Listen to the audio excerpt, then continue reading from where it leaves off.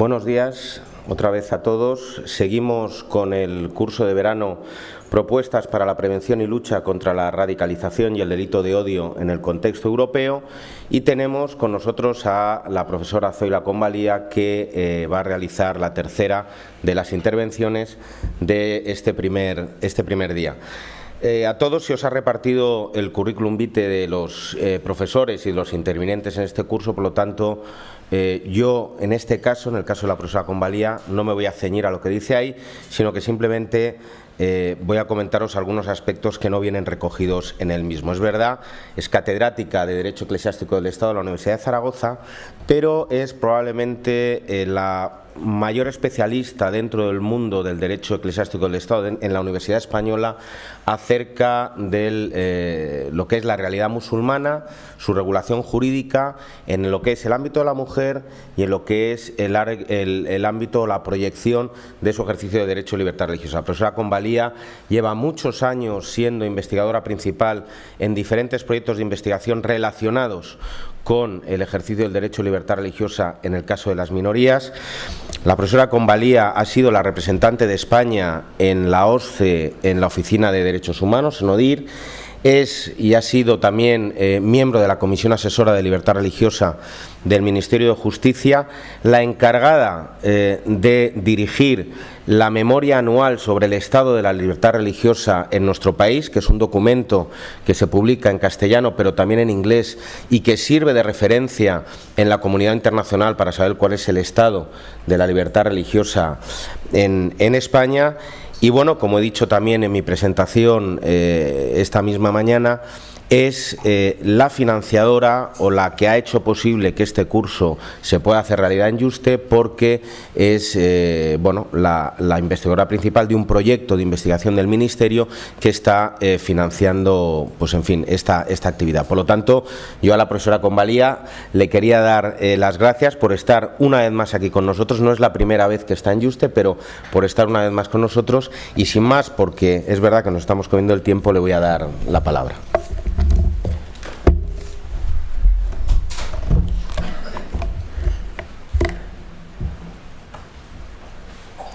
Muchas gracias y buenos días a todos. Yo, aunque brevemente, pero no quiero dejar de dar la enhorabuena a la Fundación Europea Iberoamericana de Yuste por estos cursos que organiza, y agradecer al profesor Jaime Rosell, al director de este curso, el que me pidiera colaboración, porque para mí, la verdad, como directora del proyecto de referencia del Ministerio de Economía y Competitividad, es un gusto colaborar en iniciativas como esta, y agradecerle también el que haya querido incluirme como ponente. Ya no sé si darle las gracias por el orden en el que me ha colocado detrás de dos brillantes ponentes, como son don Francisco Martínez y don Miguel Ángel Aguilar, que además los dos han estado muy implicados, uno más en el ámbito de la política y el otro desde la Fiscalía, desde el mundo del derecho. Yo quizá mi intervención va a ser más, podríamos decir, desde mi perspectiva, soy catedrática de Derecho y por lo tanto desde el mundo académico. La parte buena, antes de que desconecten, es que me ha pedido el director del curso que sea más breve, que me autorregule. Entonces, esa es la parte buena, que voy a intentar hablar 35 minutos, pero bueno, si no, luego a los 40 empezarán a sonar las campanas, o sea que no se preocupen. Y bueno, y el tema de mi intervención es libertad de expresión versus libertad religiosa, el modelo europeo frente al de los Estados Unidos. Yo pienso que uno de los conflictos jurídicos más difíciles y más complejos que tenemos en la actualidad es el de la libertad, el ejercicio de la libertad de expresión cuando colisiona con otras libertades. En este caso yo me voy a centrar especialmente en la libertad y no discriminación por razón de religión. Y bueno, pues ustedes conocen, son tristemente famosos casos que terminaron en una horrible tragedia, como es el del semanario francés Charlie Hebdo, pero también otros muchos casos fueron conocidos en la opinión pública de nuestro país, caso de Willy Toledo, el de Abel Azcona, recientemente las declaraciones de algún dirigente político, declaraciones tachadas, declaraciones claramente islamófobas, en la línea un poco del auge de los partidos políticos y grupos xenófobos que están proliferando en Europa. Y creo que el tratamiento jurídico del discurso de odio por motivos religiosos, discurso islamófobo, antisemita, cristianófobo, etcétera, es particularmente complejo en los actuales contextos sociales de creciente diversidad y pluralidad. Es decir, un discurso de odio, ha quedado también claro en la intervención anterior, un discurso de odio emitido por Internet o a través de las redes sociales desde Estados Unidos es recibido inmediatamente en cualquier país europeo, asiático o africano, produciendo un impacto muy diferente en cada uno de ellos. Es decir, en sociedades como puedan ser las sociedades occidentales, sociedades secularizadas, quizá el impacto o una libertad de expresión o de odio religioso pueda considerarse, pues una falta de corrección política, una falta de educación, pero el impacto es muy diferente en una sociedad o en poblaciones presentes en nuestras sociedades con una fuerte sensibilidad religiosa, donde ese mismo discurso tiene, como digo, un impacto muy diferente y se considera, para una persona con creencias religiosas, las creencias religiosas son consideradas como algo lo más valioso y lo más sagrado de su propia identidad personal, ¿no? Y por lo tanto esos ataques son vistos no como un ejercicio de la libertad de expresión, sino como realmente una agresión hacia la propia persona. Uno de los temas que no sé si dará tiempo a tratar, pero es un poquito el de qué es lo que se protege jurídicamente, las creencias o las personas, ¿no? Pues en una sociedad democrática fundamentalmente las personas, ¿no? Es decir, yo en mi exposición me voy a limitar a lo que llamamos sociedades occidentales y lo que voy a abordar o voy a intentar abordar es el contraste entre el planteamiento europeo y el planteamiento estadounidense. Voy a hacer hincapié en el planteamiento estadounidense porque del planteamiento europeo han salido ya varias cuestiones a lo largo de las sesiones de esta mañana. Y una precisión que quería hacer es que yo me voy a centrar únicamente no en los delitos de odio en general, sino en los que son manifestación en el discurso de odio, es decir, los que son manifestación de la libertad de expresión. No me voy a referir a conductas o acciones de odio, sino a discurso de odio, hate speech. Voy a hacer también hincapié especialmente en lo que es discurso de incitación al odio antes que el discurso de ofensa a los sentimientos religiosos, aunque muchas veces están muy relacionados. Pero yo sobre todo, ya digo, por acotar un poquito la intervención, me voy a referir más bien o principalmente al discurso de odio. También si quieren luego en el debate o si hay tiempo podemos aludir a otros supuestos. Está claro, y yo creo que no ofrece duda alguna, que en las sociedades actuales en las que estamos abocados a convivir, personas de diferentes culturas, religiones, etcétera, es vital, es prioritaria la lucha contra la radicalización, contra la crispación, y que discursos de este tipo no facilitan para nada esta tarea. O sea, eso no ofrece duda alguna. La pregunta que vamos a abordar aquí, la pregunta que yo me formulo y les formulo a ustedes en este momento, es si es misión del derecho, es decir, si es misión del derecho limitar esas expresiones que incitan al odio y, en caso afirmativo, hasta dónde debe llegarse en esa restricción o en esa limitación, puesto que la libertad de expresión, sin duda alguna, es también un derecho fundamental.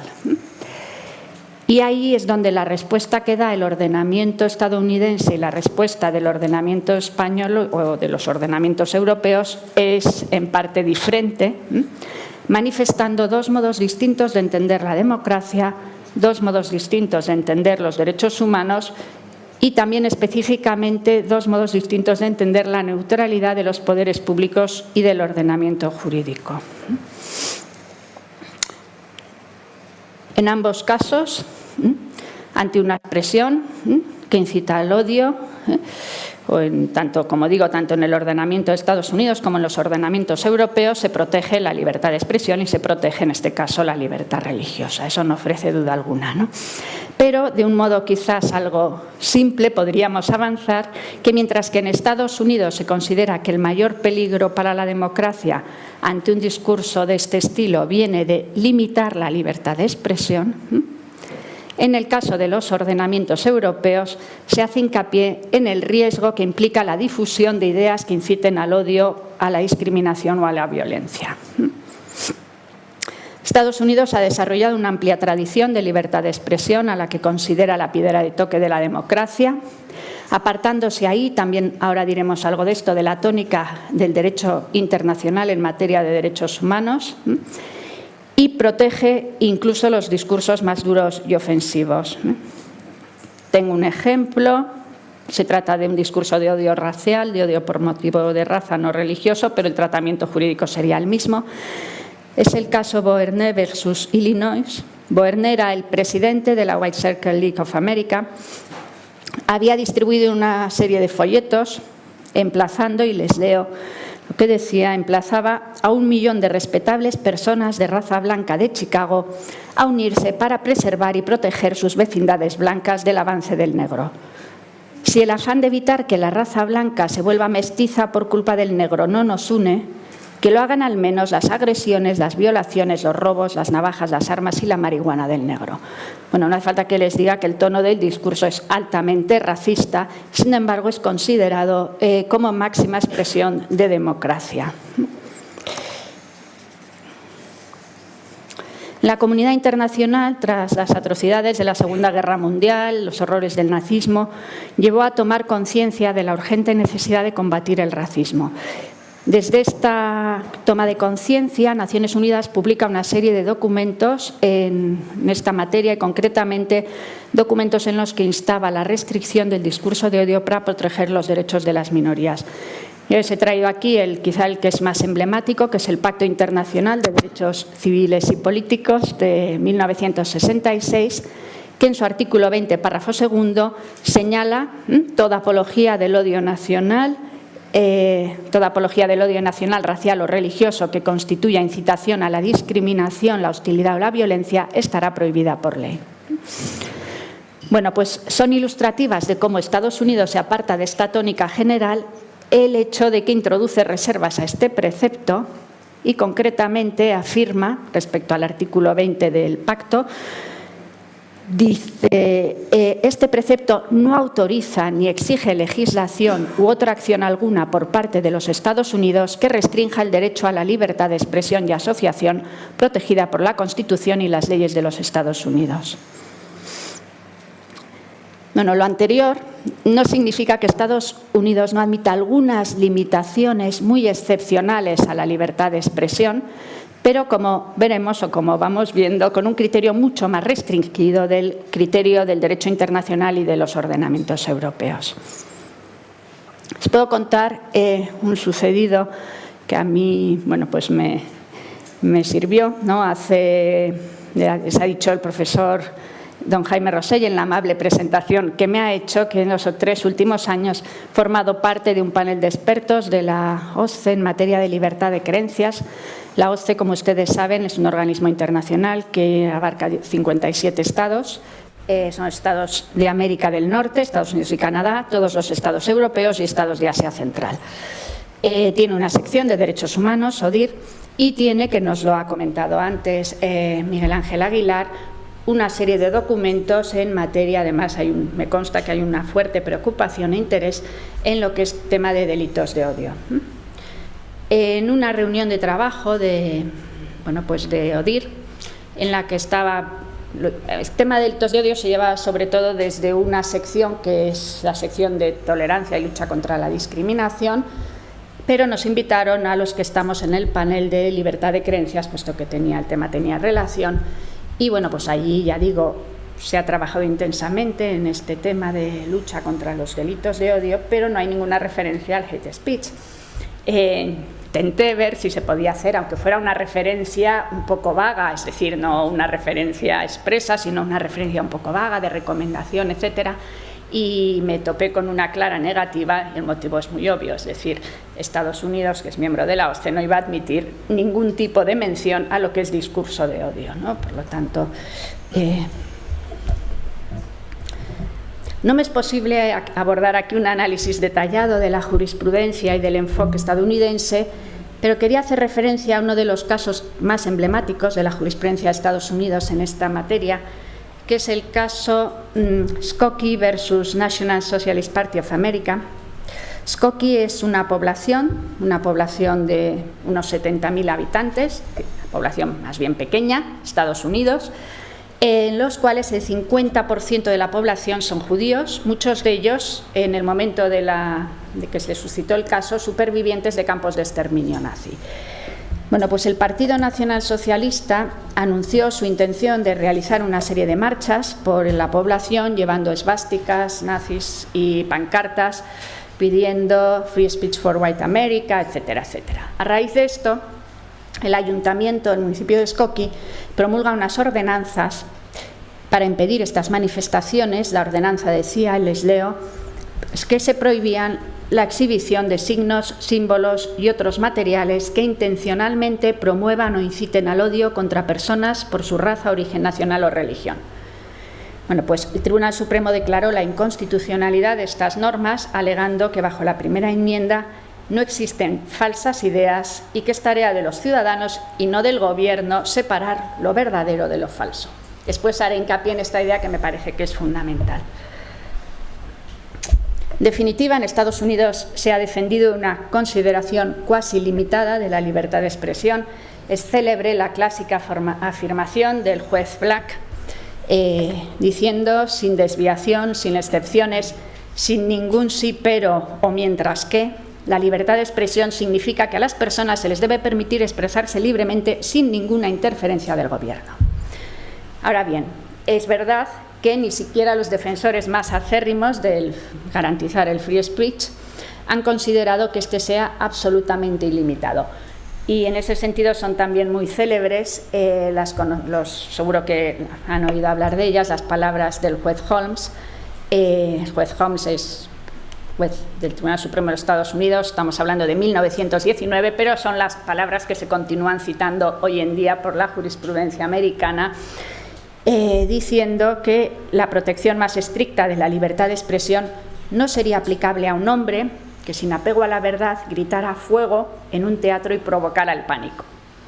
En todos los casos, la cuestión es si las palabras empleadas fueron expresadas en tales circunstancias y su índole es tal que puedan suscitar el peligro claro y presente, lo que ellos llaman el clear and present danger, peligro claro y presente, de provocar los daños sustantivos que el Congreso tiene derecho de prevenir. Es decir, ante un discurso protegido por la primera enmienda, únicamente en caso de clear and present danger, es decir, un peligro inminente, y además que no haya tiempo, que no haya margen de tiempo para tomar otro tipo de medidas, podría reprimirse ese discurso, como si alguien grita fuego en un teatro atestado, pues para evitar una estampida, etcétera, etcétera, únicamente en esas circunstancias. Ante esta postura, ¿cuál es el contrapunto europeo? Ya digo, lo voy a decir, me voy a referir muy brevemente porque yo creo que nos estamos ocupando de ello y se han ocupado los ponentes esta mañana brillantemente de esta cuestión. Ya he dicho como al término de la Segunda Guerra Mundial empieza a regularse el hate speech desde Naciones Unidas y también va siendo acogido en los distintos ordenamientos europeos, en unos antes y en otros más tarde, pero termina por acogerse en los ordenamientos europeos. A partir de los años 90, el incremento de la inmigración islámica y los posteriores también atentados yihadistas llevaron a un resurgir del racismo en Europa. La inmigración musulmana va cobrando visibilidad, empieza a verse como una amenaza, se empieza a hablar del conflicto de civilizaciones. En ese contexto proliferan grupos, incluyendo partidos políticos, que tratan de sacar ventaja de los recelos, del temor de la población mediante un discurso islamófobo. También la crisis económica fue otro de los factores que propició el incremento de expresiones racistas contra la población, en este caso contra la población inmigrante en general, a la que se tacha de quitar puestos de trabajo, de beneficiarse de los servicios públicos en detrimento de los derechos de los nacionales, etcétera. Bueno, esta situación condujo a una mayor preocupación en Europa por salvaguardar la libertad de expresión, pero a la vez proteger, sancionar aquellas conductas que empiezan a verse como una amenaza para la convivencia democrática, ya no solo para los derechos de las personas, por supuesto, pero también para la convivencia pacífica y democrática. Simplemente les voy a y han salido estas disposiciones a lo largo de la mañana en el ámbito de la Unión Europea, la decisión marco de 28 de noviembre de 2008 relativa a la lucha contra la discriminación y manifestaciones de racismo y xenofobia mediante el derecho penal, dispone en el artículo 1.1a que cada Estado miembro adoptará las medidas necesarias para garantizar que se castiguen las siguientes conductas intencionadas: a. La incitación pública a la violencia, al odio, dirigidos contra un grupo de personas o un miembro de un grupo definido en relación con la raza, el color, la religión, la ascendencia, el origen nacional o étnico, etcétera, etcétera. La decisión marco daba un plazo de 2 años a los Estados miembros para que adoptaran las medidas necesarias para el cumplimiento. En el ámbito del Consejo de Europa hay también numerosos documentos y, bueno, me parece que les he recogido aquí el informe de la Comisión de Venecia, que de hecho recomienda a los 2 únicos Estados miembros que no preveían sanciones penales para el discurso de odio, que son Andorra y San Marino, que las incluyeran. Voy en la última parte de mi intervención, por eso he ido pasado esta parte un poco rápido, porque quiero desarrollar los motivos de fondo que subyacen a la tutela privilegiada de la libertad de expresión en Estados Unidos en contraste con la europea. En primer lugar, yo me referiría o querría mencionar que en el fondo de la concepción estadounidense subyace ese planteamiento liberal individualista que les lleva a hablar del libre mercado de las ideas. Es decir, hay que dar a todas las ideas la misma oportunidad de emitirse y de ser escuchadas. Y en el libre mercado, rebatiéndose unas con otras, es donde se decidirá cuáles son las falsas o dañinas y aquellas que, por el contrario, facilitan el progreso democrático. Yo creo que ahí subyace un poco de ese optimismo algo ingenuo americano de que al final los buenos siempre ganan. Es decir, lancemos las ideas al libre mercado y ahí pues las buenas, las que facilitan el progreso, vencerán a las dañinas.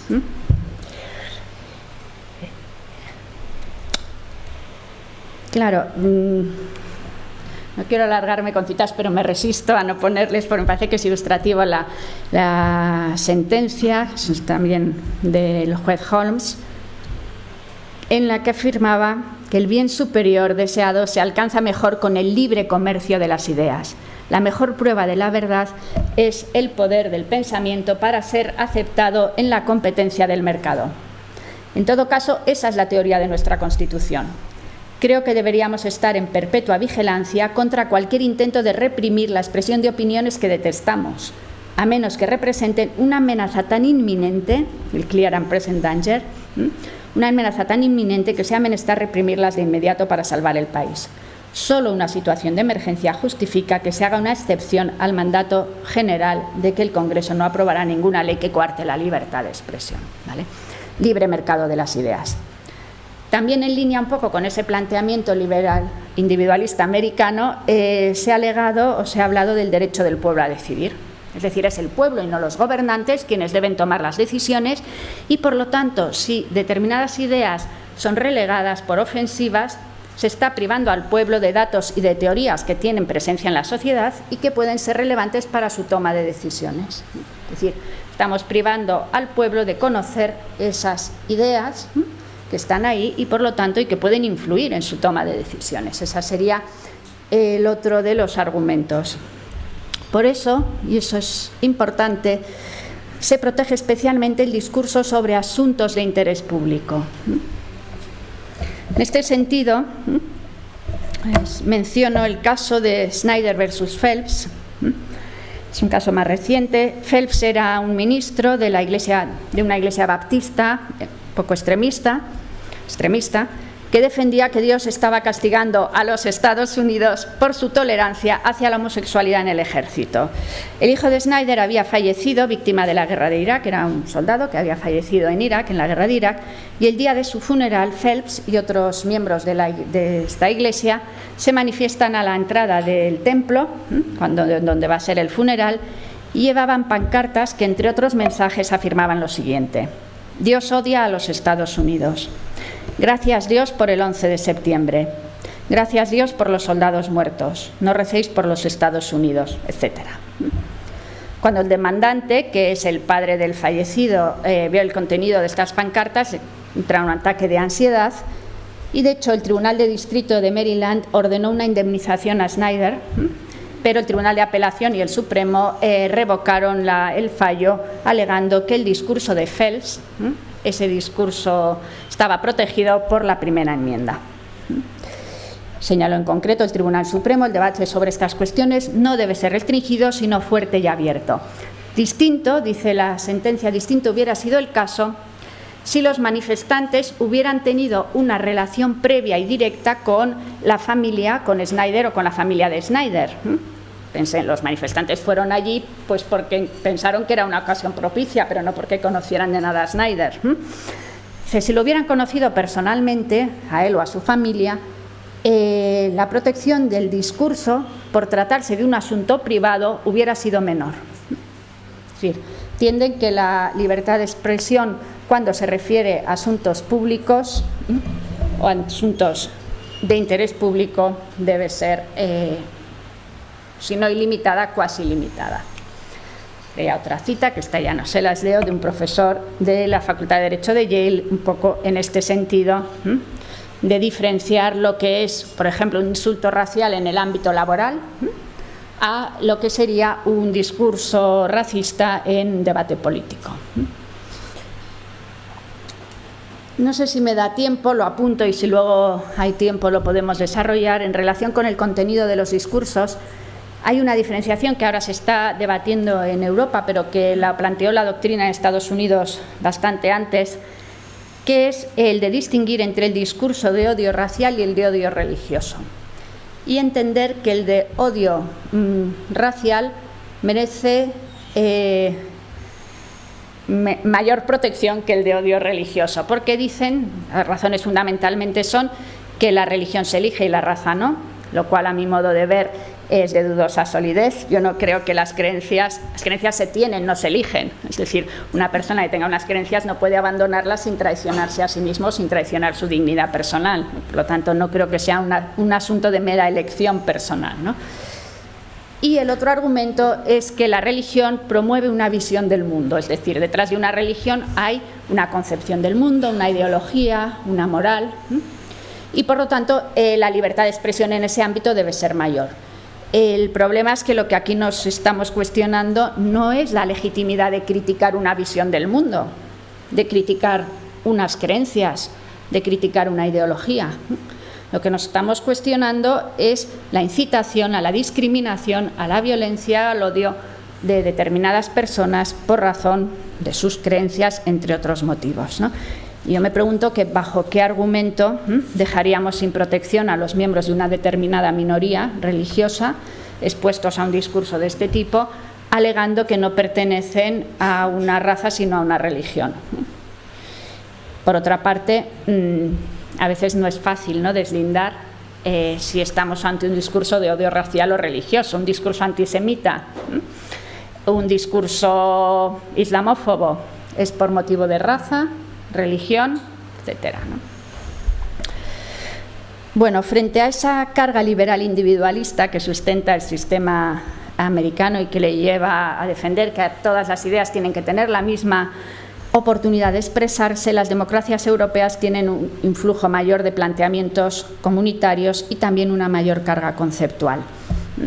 Es una democracia más sustantiva, es decir, sostenida sobre la idea de la dignidad de la persona y de los derechos humanos. Por lo tanto, no solo libertades individuales. También, quizá de un modo algo simple, en Estados Unidos los derechos se conciben fundamentalmente como esferas de autonomía individual, de autonomía del individuo, pura libertad, y por lo tanto, ante un mensaje se pone el acento en el emisor. Yo tengo autonomía, tengo libertad para emitir el mensaje que entienda oportuno. Ya digo, de un modo quizá algo simple, tendríamos que completar esta afirmación diciendo que en Europa los derechos se conciben, autonomía sí, pero autonomía sustentada sobre la dignidad de la persona, ¿no? Y por lo tanto se pone el acento en el emisor, pero también en el receptor, es decir, qué impacto tiene en el receptor, en la sociedad que recibe ese mensaje, el mensaje que otra persona en ejercicio de su libertad ha emitido. Tiene mucho que ver, pero tampoco Se trata aquí quizás de analizar esto a fondo con quizá el debate entre libertad versus igualdad, un poquito. Del mismo modo que en Europa nos parece sorprendente que un discurso racista o de odio religioso no tenga ninguna repercusión jurídica en un país democrático como es Estados Unidos, en Estados Unidos les resulta inaudito que las democracias europeas limiten la libertad de expresión y consideren delictivas conductas como la incitación al odio, la negación del holocausto, de los genocidios, el enaltecimiento del terrorismo.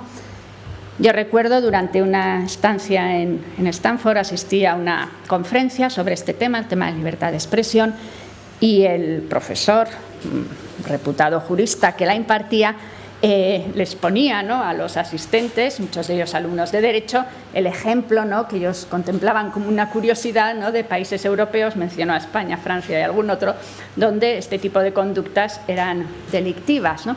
Y para que lo entendieran recurría a un símil, que luego yo lo he leído en también en alguna revista jurídica, que era el símil de las vacunas, ¿no? Y decía, igual que para protegernos de un virus o de una bacteria, ¿no?, inoculamos en el organismo una pequeña cantidad del virus o bacteria que contra el que queremos luchar, del mismo modo, en Europa inoculan una pequeña dosis de antidemocracia para proteger la democracia, ¿no? Bueno, pues me pareció que el ejemplo era gráfico, ¿no?, y en fondo estaba, podríamos decir, bien visto. También subyace en el fondo del planteamiento estadounidense una visión, podríamos decir, distinta de la neutralidad. Dicho de un modo muy simple, podríamos decir, el derecho de los Estados Unidos es más neutral que el europeo, en el sentido de que en Estados Unidos la neutralidad le impide entrar a valorar el contenido de los discursos, sobre todo si se refieren a cuestiones de interés público. Constitucionalista de la Universidad de Harvard, si la Constitución obliga al Gobierno a permitir que la gente se manifieste, hable o escriba a favor de la paz, la fraternidad y la justicia, también debe exigir al Gobierno que le permita abogar por el odio, el racismo o incluso el genocidio. O sea, todo está al mismo nivel de protección jurídica, ¿no?, los dos discursos. O el caso me he referido antes, que es emblemático de la jurisprudencia de Estados Unidos, there is no such a thing as a false idea, no hay ideas falsas. En Europa nadie pensaría que la neutralidad del ordenamiento nos impide pronunciarnos oficialmente contra el racismo, la xenofobia, el odio religioso por razón de sexo, orientación sexual, etc. Y como en esta autocensura que me he impuesto, alentada por el director del curso, me queda solo un minuto, voy a ir resumiendo. Pero es que me ha pedido que utilice solo 35 de los cuales. Ah, pues yo ya iba muy acelerada, entonces puedo relajarme un poco. Y en esta diferente valoración influyen también los distintos contextos e historia, ¿no? Ciertamente Estados Unidos ha tenido y tiene actualmente graves problemas de racismo, creo que eso es obvio. Pero de algún modo podríamos decir que esos peligros, que ese racismo no suponen un peligro a los fundamentos del sistema democrático. Es decir, Estados Unidos es democracia y siempre ha sido democracia. No es el caso de Europa. Es decir, Europa, la mayor parte de los países europeos, ahora mismo los países europeos tenemos sistemas democráticos, pero no siempre hemos tenido esos modelos. Y la amenaza, quizá en ese sentido, la estabilidad de la democracia europea, podríamos considerar que quizá no es tan sólida como la estadounidense, ¿no? Hay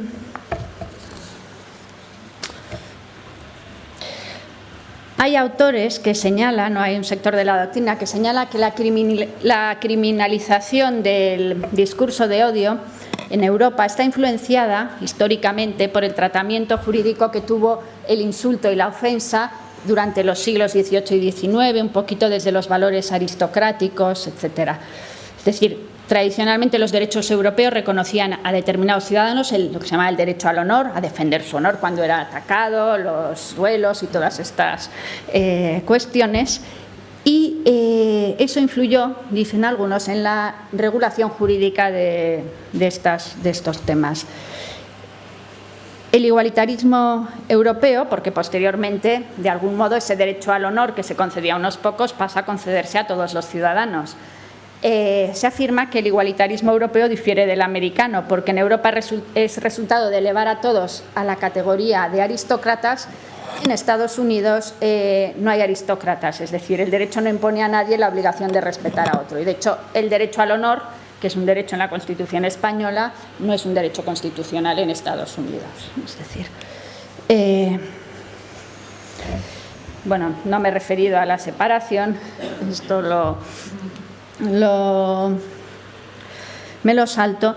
Y, por concluir, estas son, ya digo, algunas de las razones por las que el discurso racista y de odio religioso encuentra amplia cobertura jurídica en Estados Unidos, lo que parece irresponsable o lo que nos parece irresponsable y peligroso en otras áreas geográficas. Me he referido a Europa, aquí creo que hay algunos alumnos iberoamericanos, yo creo que el planteamiento iberoamericano en parte es muy similar al europeo. Y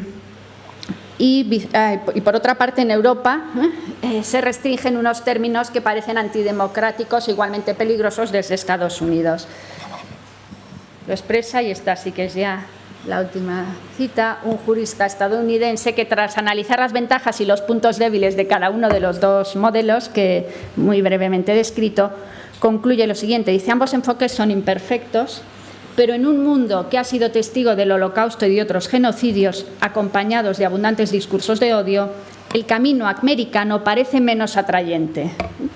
Teniendo en cuenta que un discurso de odio puede actualmente extenderse casi al instante por todo el mundo y que las naciones se vuelven cada vez más diversas social, étnica, religiosa y culturalmente, la necesidad de la regulación se hace apremiante. Esto lo dice un jurista americano actualmente.